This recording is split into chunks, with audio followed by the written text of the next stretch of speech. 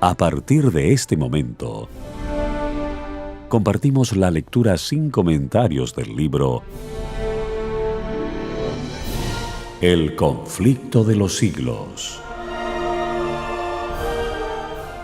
escrito por Helena Harmon de White. Capítulo 29. El juicio investigador.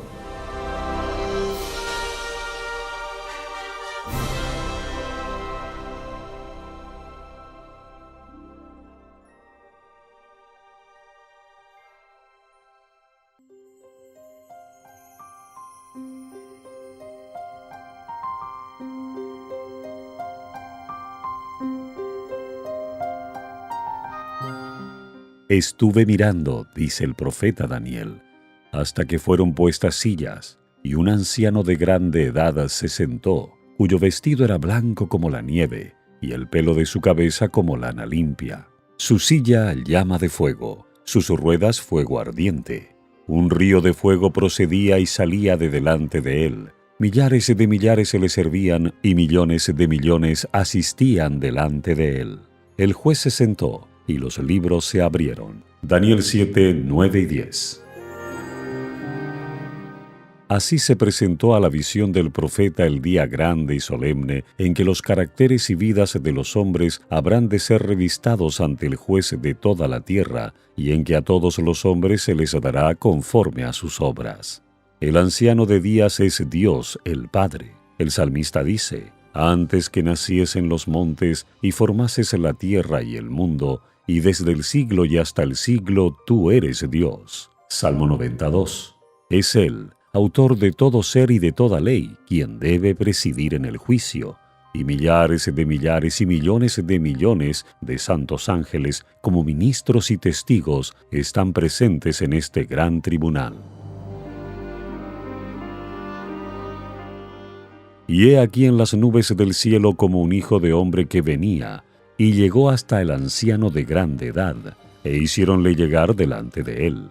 Y fuele dado señorío y gloria y reino, y todos los pueblos, naciones y lenguas le sirvieron. Su señorío eterno, que no será transitorio, y su reino no se corromperá. Daniel 7, 13 y 14. La venida de Cristo descrita aquí no es su segunda venida a la tierra. Él viene hacia el anciano de días en el cielo para recibir el dominio y la gloria, y un reino que le será dado a la conclusión de su obra de mediador. Es esta venida, y no su segundo advenimiento a la tierra, la que la profecía predijo que había de realizarse al fin de los 2300 días, en 1844. Acompañado por ángeles celestiales, nuestro gran sumo sacerdote entra en el lugar santísimo, y allí, en la presencia de Dios, da principio a los últimos actos de su ministerio en beneficio del hombre, a saber, cumplir la obra del juicio y hacer expiación por todos aquellos que resulten tener derecho a ella. En el rito típico, solo aquellos que se habían presentado ante Dios arrepintiéndose y confesando sus pecados, y cuyas iniquidades eran llevadas al santuario por medio de la sangre del holocausto, tenían participación en el servicio del día de las expiaciones. Así, en el gran día de la expiación final y del juicio, los únicos casos que se consideran son los de quienes hayan profesado ser hijos de Dios. El juicio de los impíos es obra distinta y se verificará en fecha posterior. Es tiempo de que el juicio comience de la casa de Dios. Y si primero comienza por nosotros, ¿qué será el fin de aquellos que no obedecen al Evangelio? Primera de Pedro 4:17. Los libros del cielo en los cuales están consignados los nombres y los actos de los hombres determinarán los fallos del juicio. El profeta Daniel dice: el juez se sentó y los libros se abrieron. San Juan, describiendo la misma escena en el Apocalipsis, agrega: y otro libro fue abierto, el cual es de la vida, y fueron juzgados los muertos por las cosas que estaban escritas en los libros, según sus obras. Apocalipsis 20:12. El libro de la vida contiene los nombres de todos los que entraron alguna vez en el servicio de Dios. Jesús dijo a sus discípulos: Gozaos de que vuestros nombres están escritos en los cielos. Lucas 10:20. San Pablo habla de sus fieles compañeros de trabajo cuyos nombres están en el libro de la vida. Filipenses 4:3. Daniel, vislumbrando un tiempo de angustia cual nunca fue, declara que el pueblo de Dios será librado, es decir, todos los que se hallaren escritos en el libro. Daniel 12:1. Y San Juan dice en el Apocalipsis que solo entrarán en la ciudad de Dios aquellos cuyos nombres están escritos en el libro de la vida del Cordero. Apocalipsis 21:27.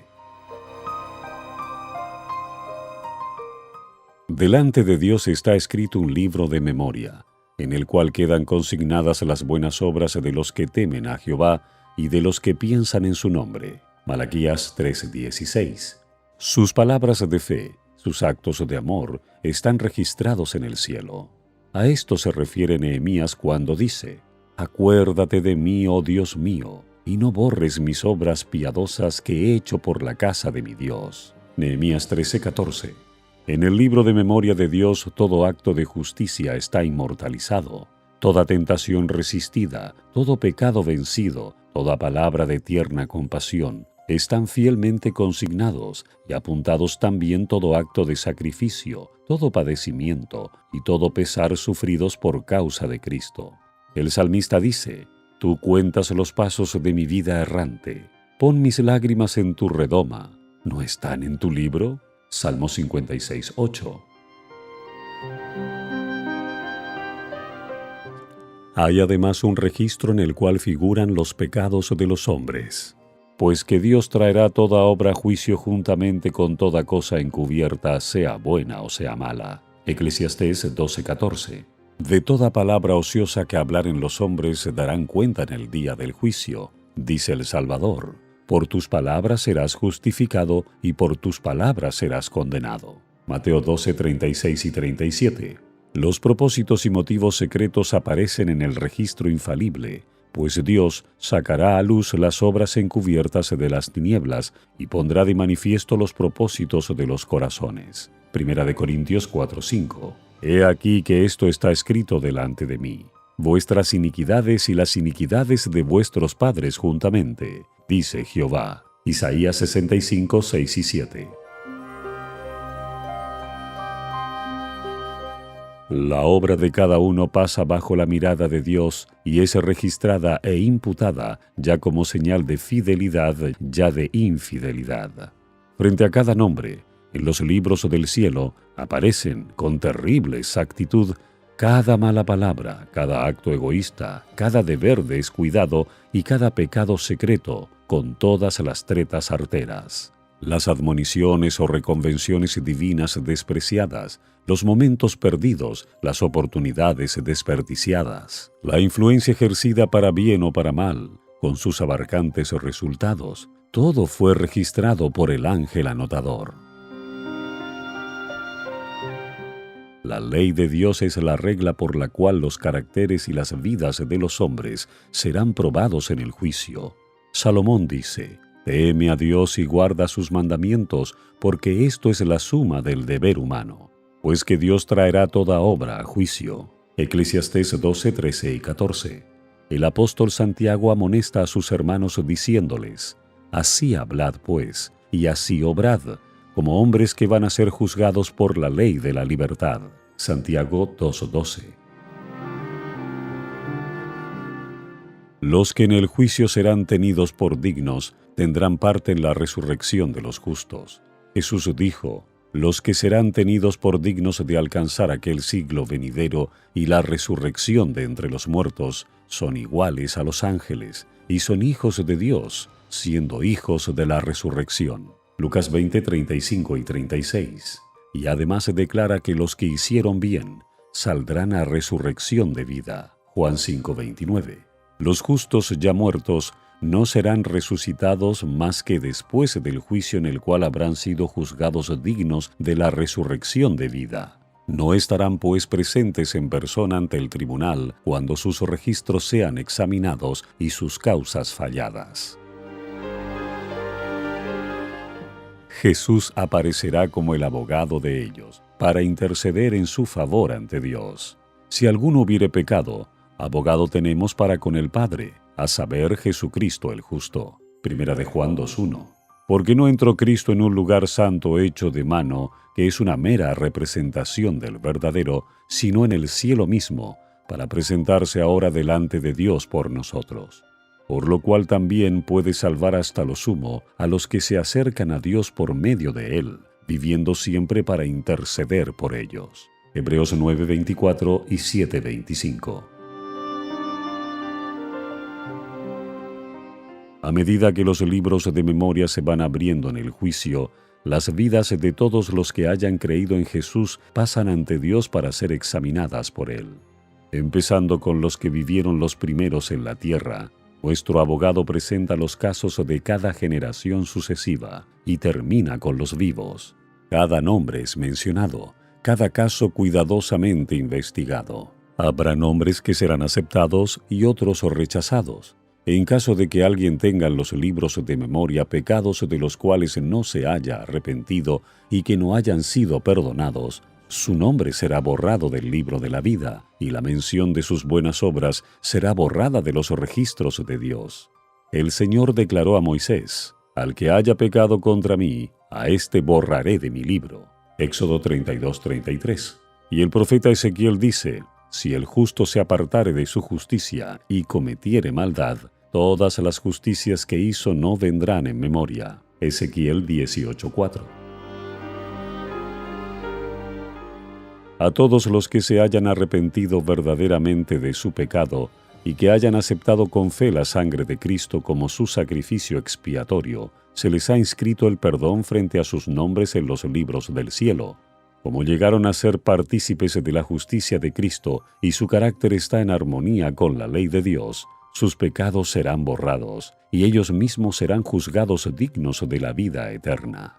El Señor declara por el profeta Isaías: Yo soy aquel que borro tus transgresiones a causa de mí mismo, y no me acordaré más de tus pecados.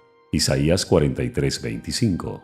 Jesús dijo: El que venciere será así revestido de ropas blancas, y no borraré su nombre del libro de la vida, sino confesaré su nombre delante de mi Padre y delante de sus santos ángeles. A todo aquel, pues, que me confesare delante de los hombres, le confesaré yo también delante de mi Padre que está en los cielos.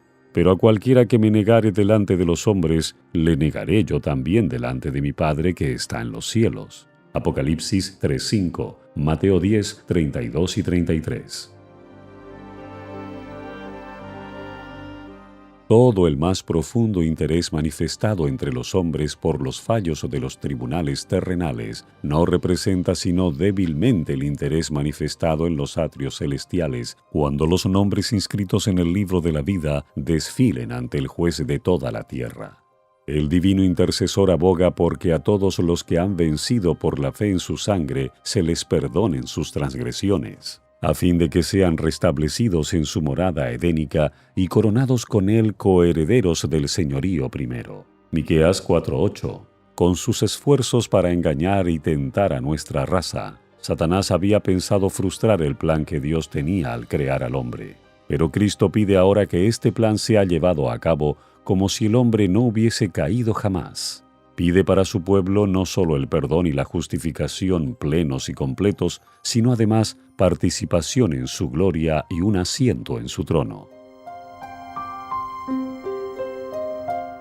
Mientras Jesús intercede por los súbditos de su gracia, Satanás los acusa ante Dios como transgresores. El gran seductor procuró arrastrarlos al escepticismo, hacerles perder la confianza en Dios, separarse de su amor y transgredir su ley.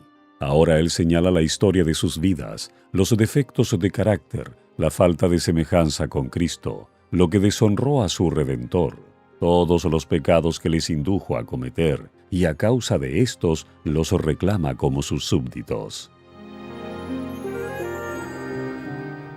Jesús no disculpa sus pecados, pero muestra su arrepentimiento y su fe, y reclamando el perdón para ellos, levanta sus manos heridas ante el Padre y los santos ángeles diciendo: Los conozco por sus nombres, los he grabado en las palmas de mis manos. Los sacrificios de Dios son el espíritu quebrantado, Al corazón contrito y humillado no despreciarás tú, oh Dios. Salmo 51, 17.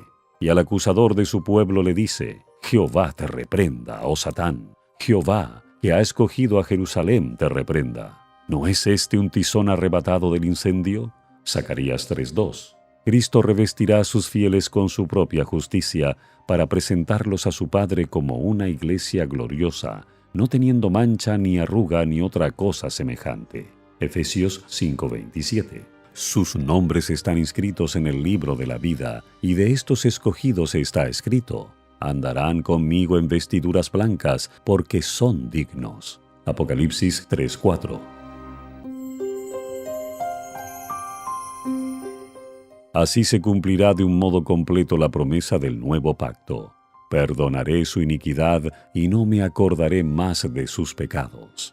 En aquellos días y en ese tiempo, dice Jehová, será buscada la iniquidad de Israel y no la habrá, y los pecados de Judá, mas no podrán ser hallados. En aquel día el vástago de Jehová será espléndido y glorioso, y el fruto de la tierra excelente y hermoso para los escapados de Israel.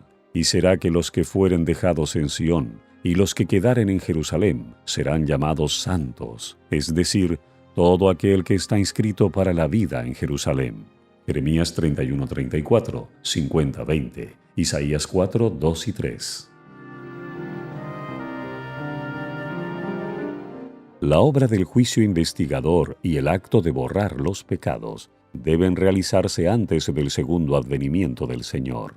En vista de que los muertos han de ser juzgados según las cosas escritas en los libros, es imposible que los pecados de los hombres sean borrados antes del fin del juicio en que sus vidas han de ser examinadas. Pero el apóstol Pedro dice terminantemente que los pecados de los creyentes serán borrados cuando vendrán los tiempos del refrigerio de la presencia del Señor y enviará a Jesucristo. Hechos 3, 19 y 20. Cuando el juicio investigador haya concluido, Cristo vendrá con su recompensa para dar a cada cual según sus obras. En el servicio ritual típico, el sumo sacerdote, hecha la propiciación por Israel, salía y bendecía a la congregación.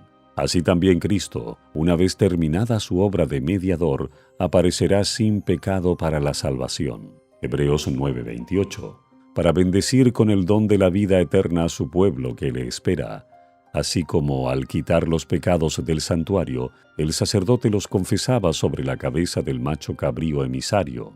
Así también Cristo colocará todos estos pecados sobre Satanás, autor e instigador del pecado. El macho cabrío emisario que cargaba con los pecados de Israel era enviado a tierra inhabitada.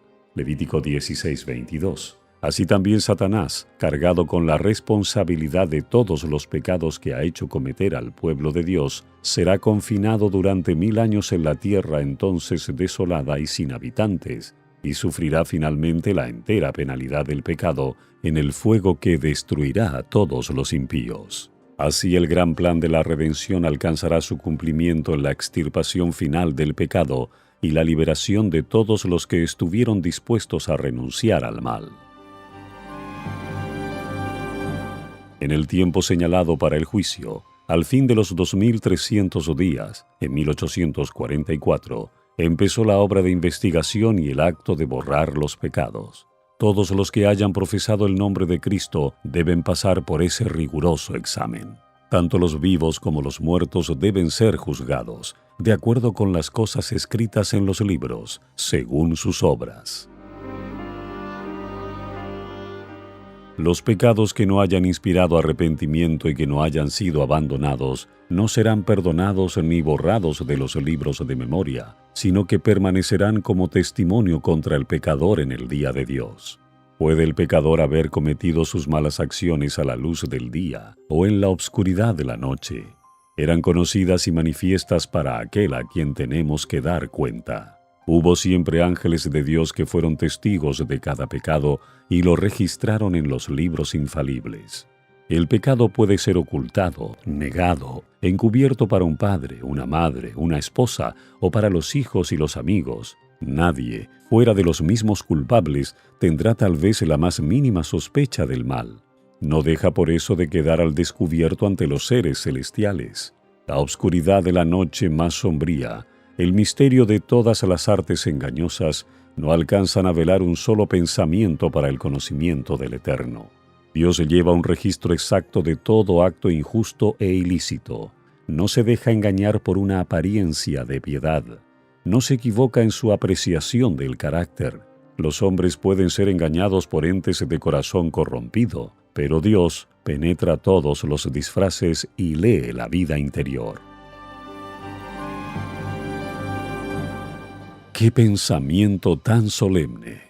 Cada día que transcurre lleva consigo su caudal de apuntes para los libros del cielo. Una palabra pronunciada, un acto cometido, no pueden ser jamás retirados. Los ángeles tomaron nota tanto de lo bueno como de lo malo. El más poderoso conquistador de este mundo no puede revocar el registro de un solo día siquiera. Nuestros actos, nuestras palabras, hasta nuestros más secretos motivos, todo tiene su peso en la decisión de nuestro destino para dicha o desdicha. Podremos olvidarlos, pero no por eso dejarán de testificar en nuestro favor o contra nosotros.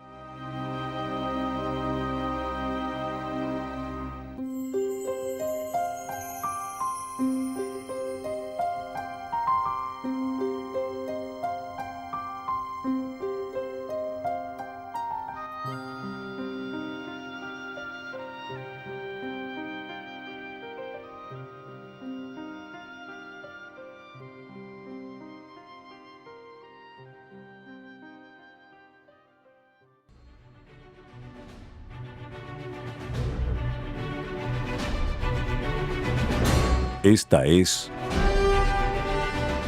la lectura sin comentarios del libro El conflicto de los siglos. Capítulo 29. El juicio investigador.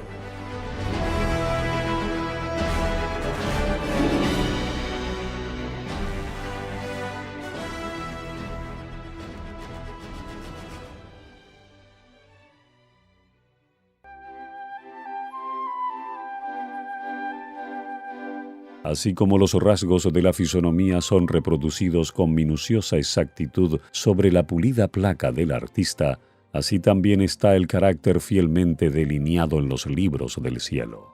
No obstante, cuán poca preocupación se siente respecto a ese registro que debe ser examinado por los seres celestiales.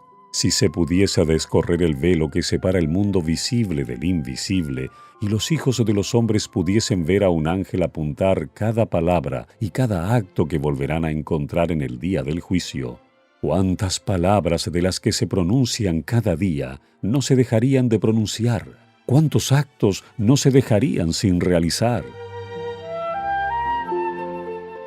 En el juicio se examinará el empleo que se haya hecho de cada talento. ¿Cómo hemos empleado el capital que el cielo nos concediera? A su venida, ¿recibirá el Señor lo que es suyo con interés? ¿Hemos perfeccionado las facultades que fueran confiadas a nuestras manos, a nuestros corazones y a nuestros cerebros para la gloria de Dios y provecho del mundo?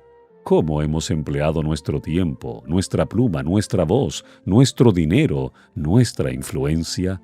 ¿Qué hemos hecho por Cristo en la persona de los pobres, de los afligidos, de los huérfanos o de las viudas? Dios nos hizo depositarios de su santa palabra. ¿Qué hemos hecho con la luz y la verdad que se nos confió para hacer a los hombres sabios para la salvación? No se da ningún valor a una mera profesión de fe en Cristo. Solo se tiene por genuino el amor que se muestra en las obras. Con todo, el amor es lo único que ante los ojos del cielo da valor a un acto cualquiera. Todo lo que se hace por amor, por insignificante que aparezca en opinión de los hombres, es aceptado y recompensado por Dios. El egoísmo escondido de los hombres aparece en los libros del cielo. Allí está el registro de los deberes que no cumplieron para con el prójimo, el de su olvido de las exigencias del Señor. Allí se verá cuán a menudo fueron dados a Satanás tiempo, pensamientos y energías que pertenecían a Cristo. Harto tristes son los apuntes que los ángeles llevan al cielo. Seres inteligentes que profesan ser discípulos de Cristo están absorbidos por la adquisición de bienes mundanos o por el goce de los placeres terrenales. El dinero, el tiempo y las energías son sacrificados a la ostentación y al egoísmo. Pero pocos son los momentos dedicados a orar, a estudiar las Sagradas Escrituras, a humillar el alma y a confesar los pecados. Satanás inventa innumerables medios de distraer nuestras mentes de la obra en que precisamente deberíamos estar más ocupados. El archiseductor aborrece las grandes verdades que hacen resaltar la importancia de un sacrificio expiatorio y de un mediador todopoderoso. Sabe que su éxito estriba en distraer las mentes de Jesús y de su obra. Los que desean participar de los beneficios de la mediación del Salvador no deben permitir que cosa alguna les impida cumplir su deber de perfeccionarse en la santificación en el temor de Dios. En vez de dedicar horas preciosas a los placeres, a la ostentación o a la búsqueda de ganancias, las consagrarán a un estudio serio y con oración de la palabra de verdad. El pueblo de Dios debería comprender claramente el asunto del santuario y del juicio investigador. Todos necesitan conocer por sí mismos el ministerio y la obra de su gran sumo sacerdote. De otro modo, les será imposible ejercitar la fe tan esencial en nuestros tiempos o desempeñar el puesto al que Dios los llama. Cada cual tiene un alma que salvar o que perder. Todos tienen una causa pendiente ante el tribunal de Dios. Cada cual deberá encontrarse cara a cara con el gran juez. Cuán importante es, pues, que cada uno contemple a menudo de antemano la solemne cena del juicio en sesión, cuando serán abiertos los libros, cuando con Daniel cada cual tendrá que estar en pie al fin de los días. Todos los que han recibido la luz sobre estos asuntos deben dar testimonio de las grandes verdades que Dios les ha confiado. El santuario en el cielo es el centro mismo de la obra de Cristo en favor de los hombres. Concierne a toda alma que vive en la tierra. Nos revela el plan de la redención, nos conduce hasta el fin mismo del tiempo y anuncia el triunfo final de la lucha entre la justicia y el pecado. Es de la mayor importancia que todos investiguen a fondo estos asuntos y que estén siempre prontos a dar respuesta a todo aquel que les pidiere razón de la esperanza que hay en ellos. La intercesión de Cristo por el hombre en el santuario celestial es tan esencial para el plan de la salvación como lo fue su muerte en la cruz. Con su muerte dio principio a aquella obra para cuya conclusión ascendió al cielo después de su resurrección. Por la fe debemos entrar velo adentro, donde entró por nosotros como precursor Jesús. Hebreos 6:20. Allí se refleja la luz de la cruz del Calvario, y allí podemos obtener una comprensión más clara de los misterios de la redención. La salvación del hombre se cumple a un precio infinito para el cielo. El sacrificio hecho corresponde a las más amplias exigencias de la ley de Dios quebrantada. Jesús abrió el camino que lleva al trono del Padre, y por su mediación pueden ser presentados ante Dios los deseos sinceros de todos los que a Él se allegan con fe. El que encubre sus transgresiones no prosperará, mas el que las confiesa y las abandona alcanzará misericordia. Proverbios 28:13. Si los que esconden y disculpan sus faltas pudiesen ver cómo Satanás se alegra de ello y los usa para desafiar a Cristo y sus santos ángeles, se apresurarían a confesar sus pecados y a renunciar a ellos. De los defectos de carácter se vale Satanás para intentar dominar toda la mente, y sabe muy bien que si se conservan estos defectos, lo logrará. De ahí que trate constantemente de engañar a los discípulos de Cristo con su fatal sofisma de que les es imposible vencer.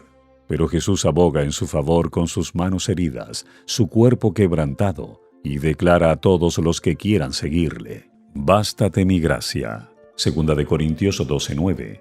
«Llevad mi yugo sobre vosotros, y aprended de mí, que soy manso y humilde de corazón, y hallaréis descanso para vuestras almas. Porque mi yugo es fácil y ligera mi carga». Mateo 11:29 y 30. Nadie considere, pues, sus defectos como incurables. Dios concederá fe y gracia para vencerlos.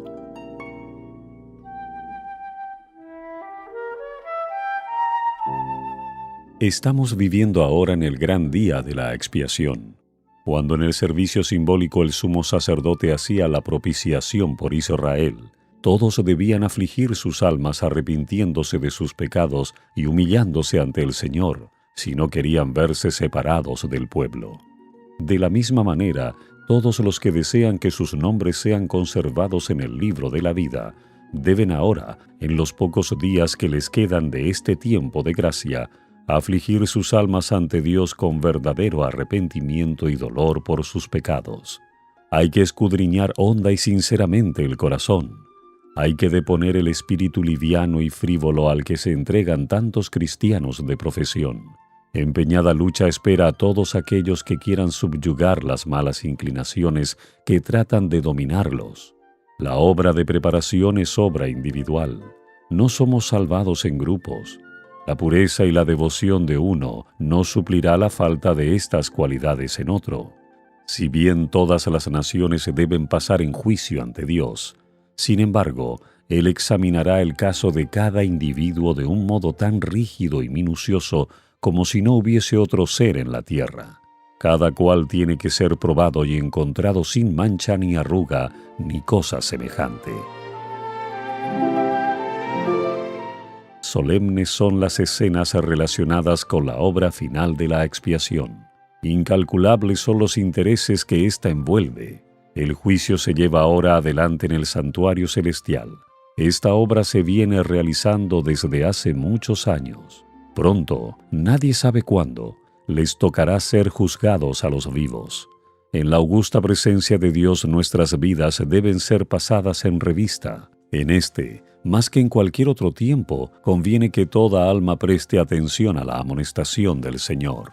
Velad y orad, porque no sabéis cuándo será el tiempo. Y si no velares, vendré a ti como ladrón, y no sabrás en qué hora vendré a ti. Marcos 13:33, Apocalipsis 3:3. Cuando quede concluida la obra del juicio investigador, quedará también decidida la suerte de todos para vida o para muerte. El tiempo de gracia terminará poco antes de que el Señor aparezca en las nubes del cielo. Al mirar hacia ese tiempo, Cristo declara en el Apocalipsis: el que es injusto, sea injusto aún, y el que es sucio, sea sucio aún, y el que es justo, sea justo aún, y el que es santo, sea aún santo. He aquí yo vengo presto, y mi galardón está conmigo, para dar la recompensa a cada uno según sea su obra. Apocalipsis 22, 11 y 12. Los justos y los impíos continuarán viviendo en la tierra en su estado mortal. Los hombres seguirán plantando y edificando, comiendo y bebiendo, inconscientes todos ellos de que la decisión final e irrevocable ha sido pronunciada en el santuario celestial. Antes del diluvio, después que Noé hubo entrado en el arca, Dios le encerró en ella, dejando fuera a los impíos. Pero por espacio de 7 días el pueblo, no sabiendo que su suerte estaba decidida, continuó en su indiferente búsqueda de placeres y se mofó de las advertencias del juicio que le amenazaba. Así, dice el Salvador, será también la venida del Hijo del Hombre. Mateo 24:39. Inadvertida como ladrón a medianoche, llegará la hora decisiva que fija el destino de cada uno, cuando será retirado definitivamente el ofrecimiento de la gracia que se dirigiera a los culpables. Velad, pues, no sea que viniendo de repente os halle dormidos. Marcos 13:35 y 36. Peligroso es el estado de aquellos que, cansados de velar, se vuelven a los atractivos del mundo. Mientras que el hombre de negocios está absorto en el afán de lucro, mientras el amigo de los placeres corre tras ellos, mientras la esclava de la moda está ataviándose, puede llegar el momento en que el juez de toda la tierra pronuncie la sentencia. Has sido pesado en balanza y has sido hallado falto. Daniel 5:27.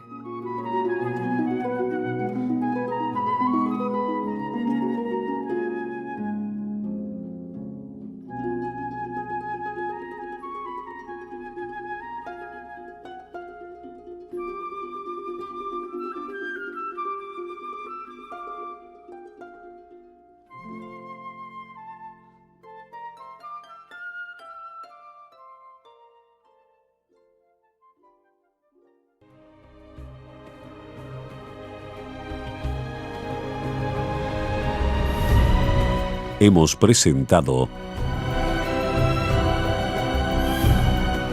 la lectura sin comentarios del libro El conflicto de los siglos, escrito por Elena Harmon de Huay.